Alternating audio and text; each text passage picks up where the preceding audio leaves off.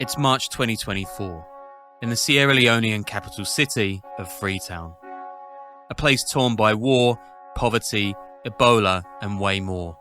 But rich in diamonds, buried deep beneath the red soil that lies in the hinterlands between Sierra Leone and its troubled neighbour Liberia.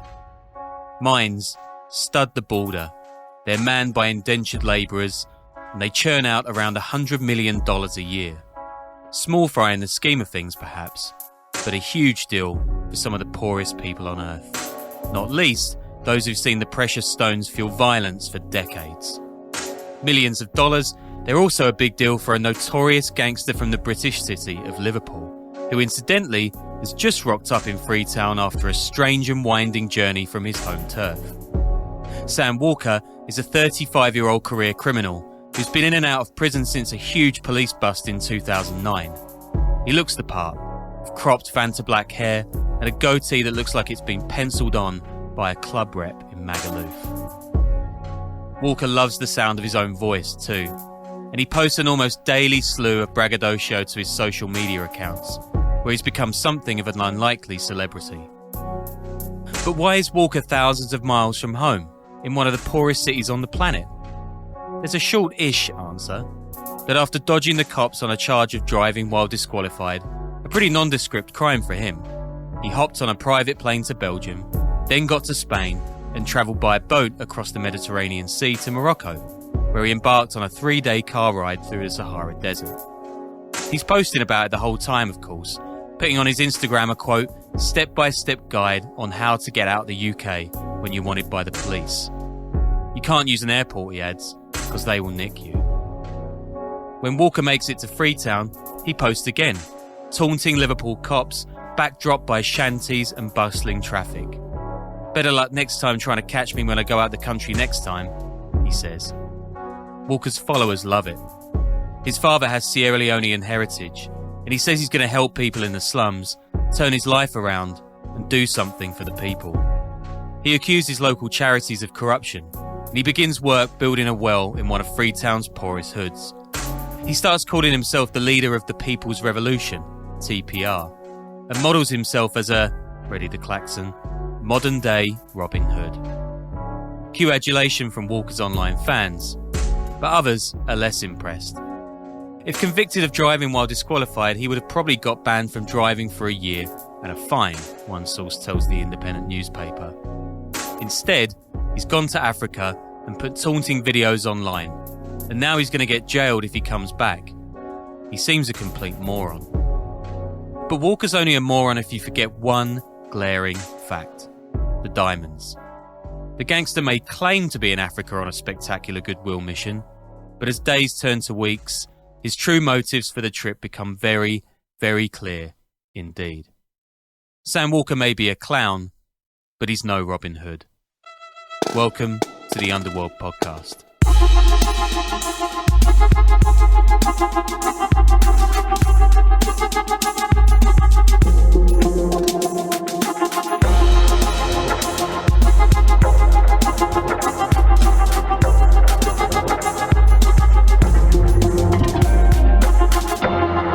Hello and welcome to the weekly podcast about crime, crooks, gangs and illicit networks all over the beautiful world. I am Sean Williams in New Zealand and I'm joined by Danny Gold in New York City.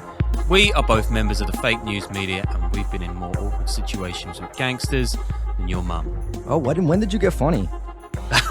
About 4 years ago, you just didn't notice, mate. Yeah. So you did a pretty hard-hitting show last week on the Chapitos. I was feeling terrible last week, but today I'm feeling great. Not at all as if we just recorded the other one yesterday. But we've got something a little less cartel-y and a bit more clowny today.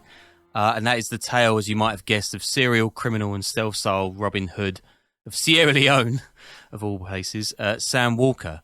So if Hush Puppy is a warning not to Instagram your crimes, this guy is like the Don't IG Your Crimes, the musical. Yeah, and for those of the new listeners who haven't been with us a while, that was kind of like our catchphrase or our motto back in the day, just because there were so many gangsters and wannabe gangsters getting caught by law enforcement simply because they put everything they were doing on Instagram, just for not for business purposes, but for, clout, Instagram purposes, whatever the kids are saying these days. So we sort of came up with this thing that we always said, which was don't Instagram your crimes, don't broadcast what you're doing, because that is how law enforcement makes cases right now, and it's just not a smart thing to do. I mean, we talked about, I think I've done a bunch of stories in St. Louis with these kids that I used to tell them, like, you're posting up stuff on Instagram, maybe not doing crimes, but with, stacks of thousands of dollar bills. The police have charged you with multiple things before. They know you don't have a job. What do you think they're going to do? So, yeah, a little underworld lore right there. Yeah, we're going to get to some of this guy's better posts, and there are quite a few of them. He does this amazing thing where he's like, I'm a drug dealer, allegedly, and he thinks that just saying allegedly in front of like I did this crime is getting him off. But also saying really great about this episode is that like Sam Walker is all over the internet, and his ego is like thinner than the leather chaps Danny used to wear in the club. So I reckon he's going to respond to this, which would obviously be great. And Sam, if you're listening, come on the show, do an interview, but I get to ask real questions like, I don't know, what's that thumbnail on YouTube going to be? Journalist owns violent gangster? Is that what's going to get us clicks? I don't know. Yeah, I mean, your OnlyFans foray didn't work, so this is probably the best thing that we have going for us. Oh, I mean, I spent like $40 on that pedicure. Don't make that for nothing. Anyway, a reminder to like, subscribe, join the Patreon if you can. Really helps us out and puts the pod first. But you know that stuff already. Who is Sam Walker? And how has he ended up in, of all places, Sierra Leone? By the way, a quick aside, I take a little issue with what you said. Sierra Leone's actually, I was there in 2015 doing the Ebola stuff. It's got some nice things going on there. Some beautiful hotels, beautiful places, great people. And you can actually get really great Middle Eastern food there because there are all sorts of shady Lebanese businessmen who are doing God knows what and may or may not be connected to Hezbollah. Also, shouldn't we do a shout out? Because the idea for this show came from a listener, right? I think someone pointed this guy out. Yeah, somebody on Instagram. I can't remember his name, but remind me when you hear this, and I'll plug it next episode. Yeah. Cheers, mate. So, the story of Sam Walker. This begins around 20 years ago in the northwestern English town of Halton, which I'd never heard of before, and it's a short ride from Liverpool, which is Britain's fourth biggest city. Probably my favourite city out of London, like really, really cool place. Beatles, football, big dock city, shipbuilding, huge in the Industrial Revolution, of course, when it welcomed migrants from all over the world. It's got a huge Chinese population, and this is nuts, right? Almost 3/4 of the city is of Irish descent, which is barely believable. I mean, some people even call Liverpool the, quote, real capital of Ireland, which, I'm not casting any aspersions, goes a tiny way of explaining why there's always been a strong criminal underworld in the city. It's always nice hearing that from a London voice. Stuff coming in off the ports, off the books businesses, and there's a big connection to the conflict in Northern Ireland and all the guns and illicit cash that brought back in the day. I think you've done a bunch of stuff on like Northern Ireland, how they've pivoted to organised crime since the Troubles died down. But yeah, people can listen to those shows too. And Liverpool has birthed some of the most notorious gangsters in Britain, from Curtis Warren, who we covered like forever ago and was once Interpol's most wanted man, to Stephen French, an underworld tough nut who went all guardian angels against drug dealers back in the 1990s. More on him later. Latterly, the city's gangs have risen to the summit of the British underworld, and they dominate the market in illegal firearms, according to the National Crime Agency, which is Britain's group against organised crime. The spill-out from the EncroChat hacking in 2020 by cops, we've got a show on that too, I mean, we've got a show on everything by this point, revealed that over 70% of weapons in the UK leads back to Liverpool and its surrounding areas. And they've even forged close ties with South American cartels. According to the NCA's Matt Perfect, I think is the firearms lead there, quote, "You look at the consistent demographic of unemployment and deprived areas and how serious organised crime has evolved. If you did an assessment on how society has evolved with serious organised crime, Liverpool's gangs have probably been at the forefront. And more recently, Liverpool's underworld has been dominated by groups from, well, where else? Albania. Albania mentioned. It's been a while. But around 2007, they were just a blip on the horizon." Yeah, have you heard anything about the Albanians in London? I know we did an episode on them a while ago, and about controlling the ports, I think, up in Belgium, but I haven't heard much on that in a minute. Well, there was a huge bust, right? There was like a cross-country bust, I think, maybe in the Netherlands, like a few weeks ago. I think we should cover it, actually. Like, they brought in all law enforcement from all over Europe, and they busted, I'm pretty sure it's an Albanian coke ring. But yeah, that's the last I've heard about them. Yeah, Maybe they're doing that well that even we aren't hearing about them. I was going to say, I have a bunch of family members and friends that have gone to the Albanian coast for the summer. Apparently, it's like the new hotspot in the Mediterranean, still super cheap. And I guarantee you a lot of money being washed through those hotels. But I hear amazing things about visiting Albania in the summer. Oh, it's such a beautiful place. I would go back there in a heartbeat. Yeah, it's like, oh man, it's so cheap and so beautiful. Mountains, and it's like a mini Lebanon in every single way, I guess. Anyway, this time, so around 2007, that is when Sam Walker is making his rise through the city's ranks. As part of a crack and heroin ring working out of Halton, which is just across the River Mersey from Widnes, where my best mate is from, so hi Sam, and Liverpool, where the river cuts right through. He gets the nickname the Crucifier after he allegedly, I'm doing it now, drills into the palms of an underworld rival. And his guys are making pretty decent cash, all told, around $5,000 a day from the trade. It's not Escobar, of course, but it's not bad. One of the reasons they're able to do this is by using a dealing method called county lines, which I'm sure we've mentioned before, right? But for those of you unfamiliar, the British government describes county lines as, quote, gangs and organised criminal networks involved in exporting illegal drugs into one or more importing areas using dedicated mobile phone lines or other forms of deal lines. They are likely to exploit children and vulnerable adults to move and store the drugs and money, and they will often use coercion, intimidation, violence, including sexual violence, and weapons. So a common feature of county lines is the exploitation of young and vulnerable people, many of whom have severe disabilities. And if any of you have watched the excellent Line of Duty, you'll be aware of the next level of this, which is when dealers take over a property, often belonging to a disabled or abused person. I think in the show it's a kid with Down syndrome, and that's called cuckooing.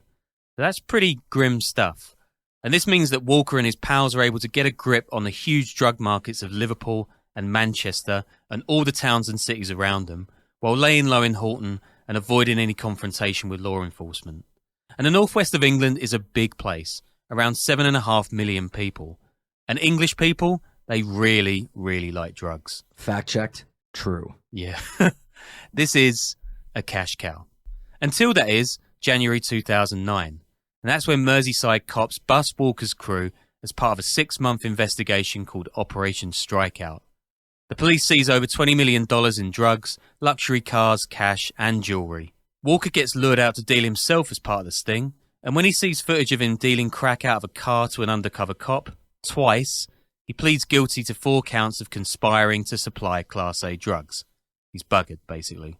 Wow, I mean, that's really surprising. Like, if they had that much cash flow, I'm surprised to see him dealing hand-to-hand like that. Unless, I mean, maybe it was, wholesale, but still seems pretty sloppy for someone bringing in, or who had enough money where there was $20 million worth of assets and money lying around. Yeah, I mean, this guy, his middle name is Sloppy. He is Sam Sloppy Walker. I mean, we're going to learn a lot more and a lot more egregious stuff that he did after this, because Sam Walker's story is just beginning at this point. While inside prison, he posts phone pics of him skin-headed and smoking weed in his cell, and that earns him more time on his sentence. He's also listed on dating site Flirtomatic, which is a dangerous thing to do in prison, I'm guessing. Walker gets out on parole in May 2012, but in December that year, he leaves a threatening message on a policeman's home phone. Again, not clever. And in June 2013, he's nabbed driving a car through Liverpool city centre without a licence, and against the terms of his parole. Walker is rearrested, and he's ordered to spend an additional 9 months behind bars for these 2 crimes. In December that year, Walker is caught up in a case where 3 balaclava-clad men have broken into a Runcorn home, that's a town next to Halton, with Beretta air pistols. They've held the homeowner at gunpoint and stolen a bunch of stuff from a safe. And one of these 3 men is a career robber named Ashley Udu, who then tells a court that Walker's been sending him threatening messages not to grass. Quote, "You've said shit all in the police statement, calling me a gangster, and I'm involved in guns and drugs." This is Walker, of course, and he goes on, quote, "Then you're going around saying you and me will end up fighting? Listen, mate, The moment you and me end up fighting, I'll be straight on the phone and sending someone to your mum's address to turn her life upside down. You only need to look back at my last court case and remember what happened to the grasses on that one. Yeah, I mean, don't Instagram your crimes is a good saying, but also like don't leave recorded messages where you're basically admitting to crimes. Like that's also a really good thing to just ingrain in yourself if you're living this sort of lifestyle. Yeah, agreed. I mean, if you're going to do it, don't do it to, well, one of two people, right? Don't do it to cops, and definitely don't do it to heroin-addicted armed robbers, because they tend to be not the most reliable of colleagues for crime. So Walker apologises for threatening Udu's mum, so, there's a point in his wing column. But in a subsequent hearing, he tells the court his alleged accomplice is, quote, scumbag, adding, I'd be really surprised if you could find 2 brain cells in his head. I'm not a robber, I'm a drug dealer. Both are occupations, criminal occupations. They're completely different. No way at 30 I'm going to commit aggravated burglary and get 15 years. It makes no logical sense. I might as well have just stayed selling drugs, but I chose not to. Which, that makes some logical sense. And Walker is found not guilty of the entire thing. Although telling someone not to grass about it, that's a bit sus. I don't know. It's pretty lenient, I would have said. But is he ready to turn his life around, Danny? I'm gonna go with no. No. Is he? Heck. In February 2014, authorities jail Walker for possession of MDMA and $1,000 in counterfeit cash. He tells the judge he's got the cash selling a laptop to a bloke down the local barbershop, which, I can actually believe because me and my mates got a bunch of counterfeit 20s from a guy down the local pub as teenagers, and they all worked out very, very well.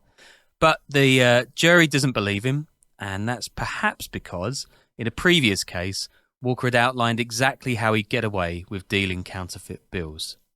And this is probably the first example of Sam Walker, Instagramming his crimes to some extent, but by no means it's going to be the last.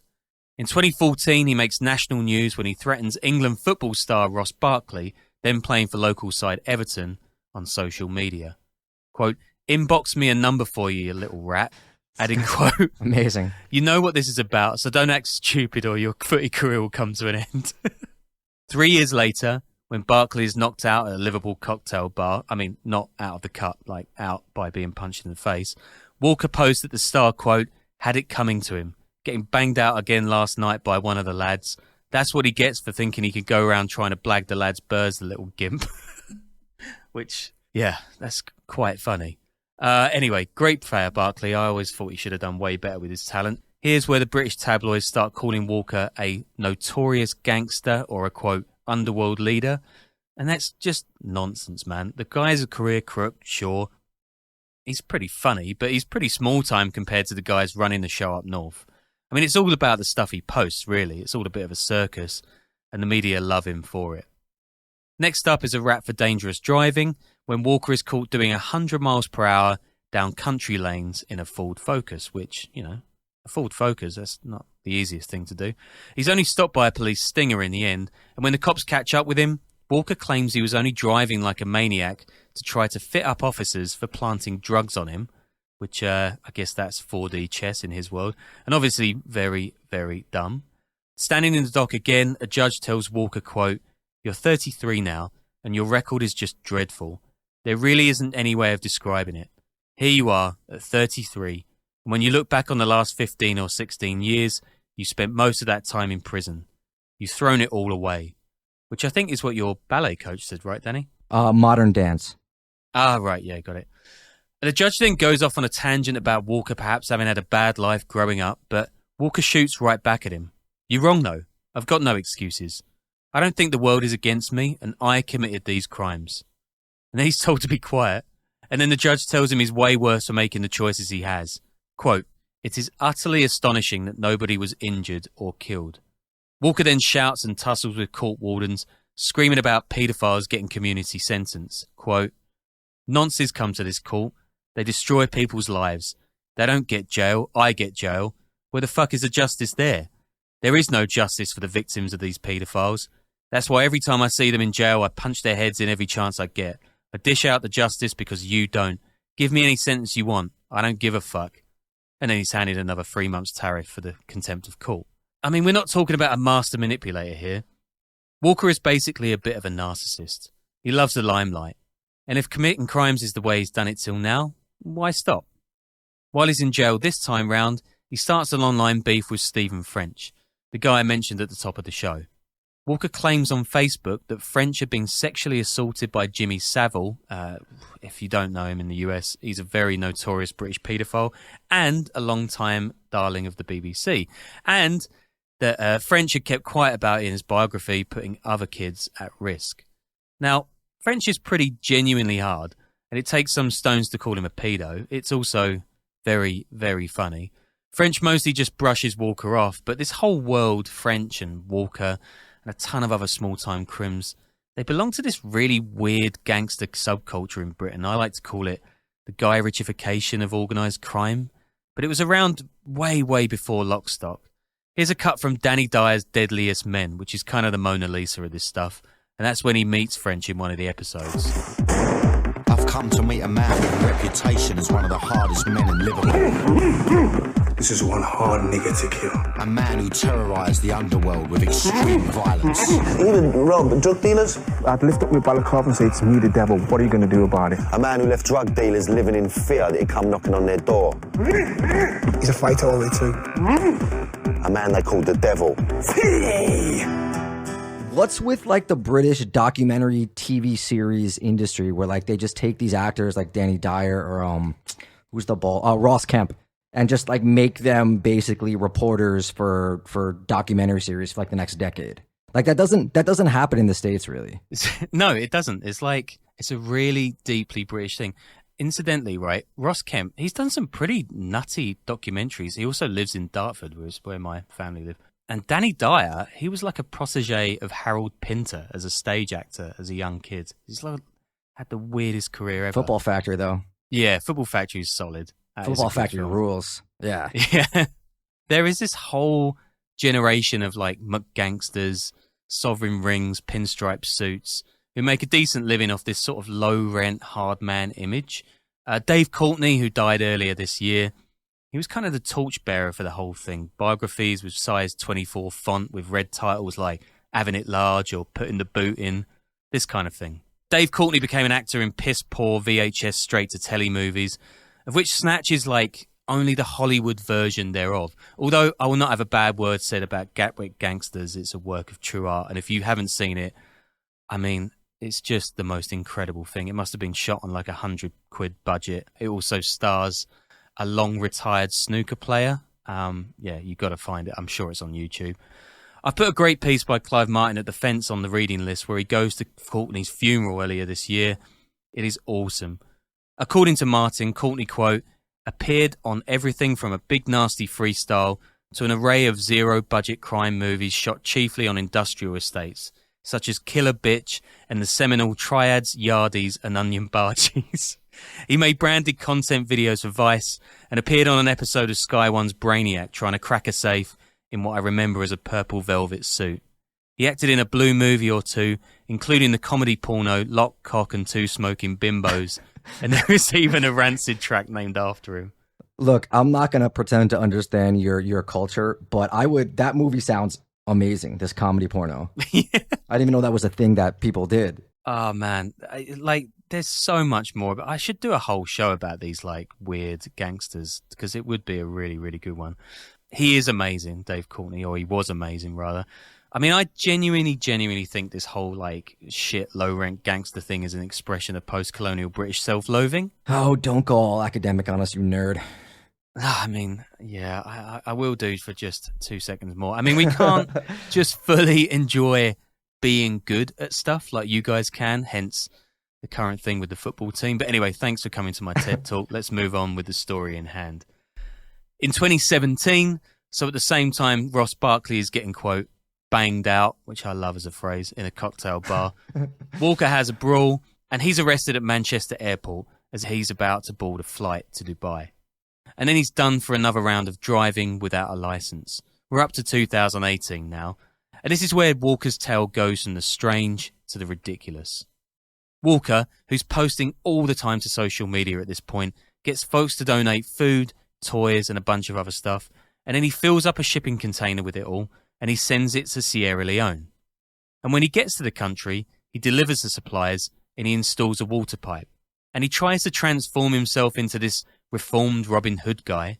And then he gets back to England and he's thrown straight in prison again. Now, Walker, he is no 50 Cent, who is probably the greatest poster of all time.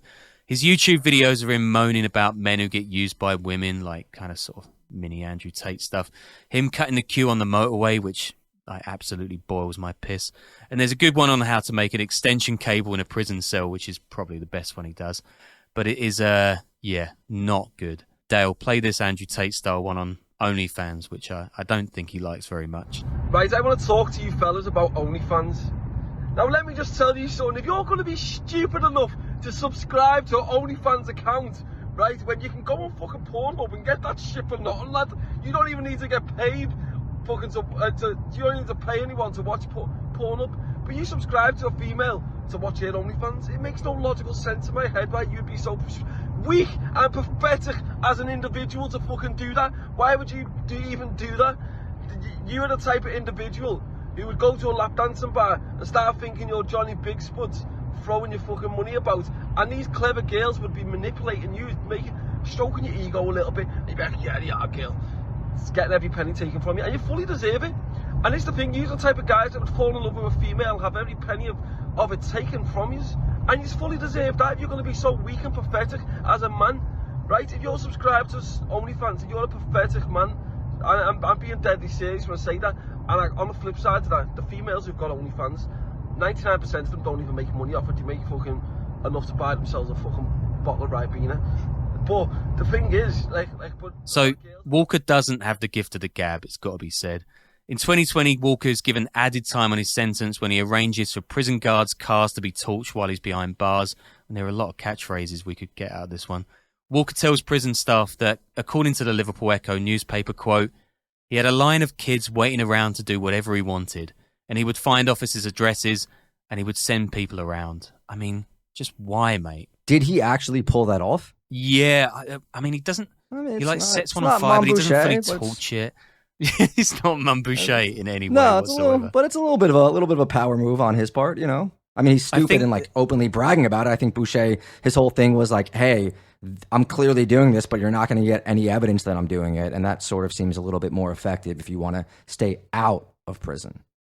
Yeah, I think the way Sam Walker would do it is he'd threaten the guards, then he'd torch the cars, and then he'd post to TikTok saying that he torched the cars allegedly or some shit like that. I mean, I think there was another part of that story that was like some kids threw battery acid on the cars, so it's just ruined the paintwork. I mean, yeah, it's not like narco terror, but it's just like narco annoyance, I guess.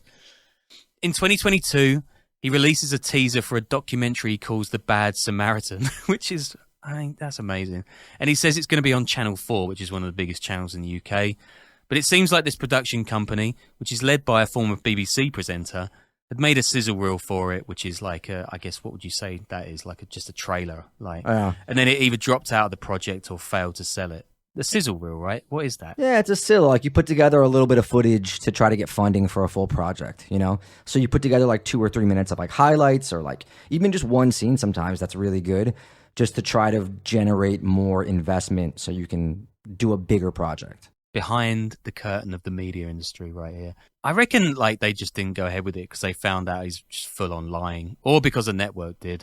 Anyway, I've reached out to them to ask them why, because it's weird. Yeah, it sounds like a thrilling doc. But also, yeah, I mean, you can also do a sizzle when you have a ton of stuff shot, but you want to get funding for editing. Or just sell a project in general. But yeah, it's like a trailer, basically. Yeah, it's really weird, this thing. It's 6 minutes long. It's him bragging about random stuff that's clearly made up. And I was like, this must be a vanity project. He must have just got some random guy he knows to do it. No, if he's got this thing, it seems like on par for the kind of exciting doc series stuff that you'll see on, Anyway, moving on. Reputable channels that we know. Yeah. But now we're going to skip on to March 2024. And that's the story from the cold open. And that, of course, is when Walker makes his long, circuitous journey into Sierra Leone for a second time, going via Morocco and the Sahara. And this time he's up for spending a bit more time in West Africa. Posting to IG and TikTok, where he has almost 200,000 followers, Walker says that, quote, I'm going to the slums to get these kids their operations so they can see their families again. Then posting a video of him with a bag full of £50 notes. I mean, that's like $65 today, sadly. He says, quote, I could be in Marbella or Dubai living life, but I chose to go to the slums to follow my vision of changing the lives of so many people in the slums who have no hope or opportunity to better their lives and who have been failed by charities. And he posts subsequent videos of him hanging out a secure compound with an armed guard, and he goes off on charities like Save the Children, saying that he can install fresh water, or it's saying that rather, if he can install fresh water, why can't they? He also posts slightly weirder stuff, like a video of guys allegedly smoking human bones and getting into a zombie state. I think we can play some of that now. And this is why it gets called a zombie drug, because these people become into a zombie-like state. So what they'll start doing is either just like that, as you see here, or also what they'll start doing is smashing their heads against walls, just acting like little weirdos. But this is what happens. This makes crack in England look like candy, because this is on a different level, complete different level. I mean, it just looks to me like these guys are just hanging around minding their own business, but I don't know. I've never been to Sierra Leone. Danny, you have. Did you smoke any bone when you went? I did not. 2015 Sierra Leone with Ebola around, which I was there to cover, was not a good time to be smoking bone. No, definitely not. You could say it's 0% THC, high in THC. That's awful. That's there we just go. Terrible. Whew. But Sam Walker is not really trying to hide his other motive for being in Sierra Leone. The one I think is by far his primary motive. I mean, it's not I think, it just is. In one post, Walker says his charity work will be financed by a company he's set up called Chameleon Diamonds. And Chameleon Diamonds are apparently a real thing. They're a bit of a fabled thing in the diamond world. Quote, fascinating and rare and possessing a unique ability to change colour. And they can do this in response to heat or light, according to noblegems.com, who get their first shout out on this pod. In another social media post, which he titles, Direct from the African Diamond Mines, Walker watches over two men who are panning for diamonds in muddy water. And then another clip shows him with fistfuls of what are supposedly diamonds and gold bars to be weighed. He's even arrested by authorities, which is blatantly attempt to bribe him, which he must have done.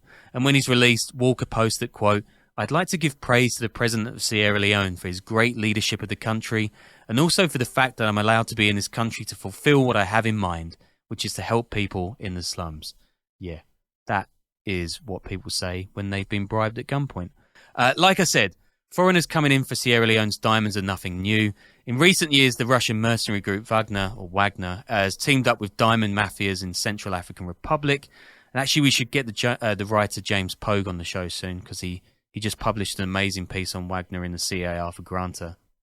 Yeah, I was there in 2013 during the outbreak of the war, and it was like there was like the one nice hotel in town where everyone stayed because it was the only place you could really stay, and there were always like shady kind of diamond merchant type guys there trying to make deals. But I think a lot of it is also fake. I mean, the CAR stuff, Wagner, that's real, but this guy Sam Walker, like unless you're heavily connected and extremely powerful or connected to powerful people, which I don't think he is, like you're not going to be really setting up shop and getting diamond. You can't just waltz in there. It's not easy. Even if you're like a little bit of a gangster here, you're not going to be able to like make your way into that. So I'm kind of, I don't know, I'm not really buying it, but there is a big industry of ripping off foreigners with fake diamonds. So that could be a thing that he's probably trying to get involved with, or that's being done to him. Yeah, true. I didn't think about the fact they might be fake. Yeah, that's a really good point.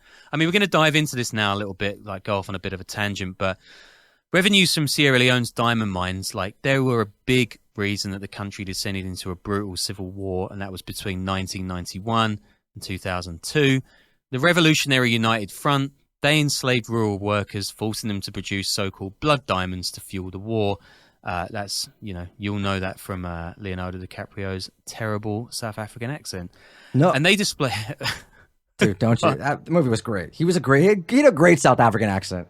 That diamond's mine. That's my attempt on that. Yeah. These RUF fighters, they displaced almost half the country's 4 million people. And they made a reputed $200 million each year from blood diamonds. And they got the backing of the National Patriotic Front of Liberia, just across the border, led by like psychotic dictator Charles Taylor. So, so much for a people's revolution there. In the year 2000, blood diamonds steamed back into the headlines when police stormed the hotel room of a Ukrainian Israeli named Leonid Efimovich Minin. Efimovich, yep, got it. In a small town outside Milan, discovering him naked, surrounded by a gaggle of sex workers from Russia, Albania, Italy, and Kenya, and freebasing blow. And this guy is the leader of something called the Odessa Mafia, named after the city of Minin's birth. And the cops that night find not only a pallid and hopped-up Minin and his female quartet, but $500,000 worth of uncut diamonds that he's got from the border regions of Liberia and Sierra Leone.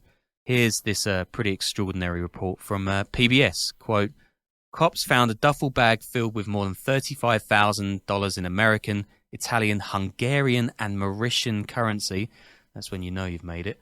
From a briefcase and piles scattered around the rooms, police found 1,500 documents in Russian, Ukrainian, French, German, Dutch, English and Italian related to Minin's wide variety of business operations.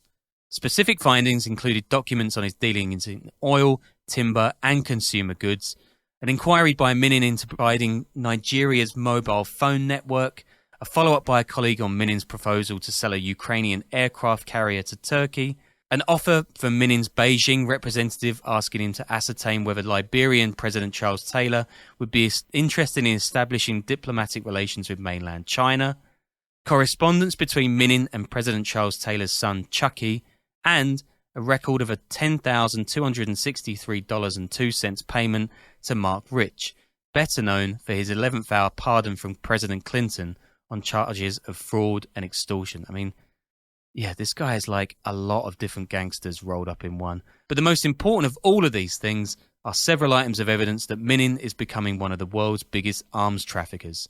He's got MOUs with a deposed head of state in the Ivory Coast, catalogues of weapons, and bank documents detailing a deal for 113 tons of bullets. I mean, Minin was basically a second Victor Boot, and his case shows how massive the market in blood diamonds was at the turn of the millennium. I mean, he's also kind of what's that guy who sold London Bridge as well, or the Eiffel Tower? He's a bit of that rolled into one. I think his name was Victor something.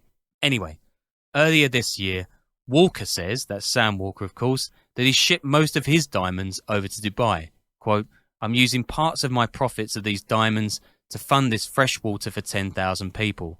So my diamond company is doing fine. I mean, this is clearly a cover story. He's been at these mines since he skipped over from the UK.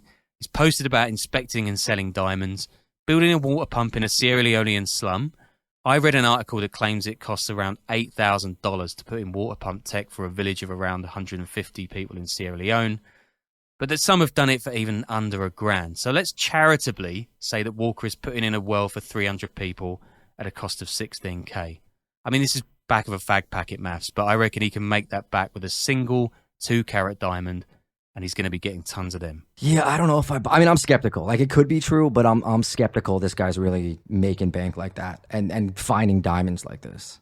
Like, he's not the first 2-bit, like, half a gangster to show. Like, can't you just make fake diamonds these days anyway? They do the lab grown ones, but you still make more money from the, you know, people don't want that. These are still expensive and much more, you know, profitable. But I just like, you know, I feel like every, you know, didn't Boris Mayfield, we talked about him. He went to, God, I forget where, maybe Mozambique, no, not Mozambique, but he went, or Angola, right? To get involved with a diamond mine in the 90s. And it was like a huge disaster and they lost a ton of money. And those were like, they were not Sam Walker. They were like seasoned, hardened Russian gangsters with international connections who trafficked kilos of heroin across borders. Like they weren't low rent types. You know what I'm saying? And it didn't work out for them. So I just feel like this is a perennial sort of play that people like that try. I don't know. I'm just skeptical. That's it. Yeah, I mean, he's not Boris Mayfield. Let's just say that. Yeah. I mean, so this is like a picture-perfect example of how the poorest people in a mineral-rich country get completely shafted. Like, this man is coming in, let's just say he's nicking all the diamonds, but he might be getting ruined himself on the back of fake ones. I mean, he's paying no tax, he's shipping a lot off to Dubai, and he's giving them, what, like a single water well in return? Yeah, Sam Walker may call himself a Robin Hood, but I think he's more like the Sheriff of Nottingham. And I cannot wait for him to hear this episode and get back to us and come on the show and have a good old chat. Brave guy in New Zealand over here. Yeah, until next week.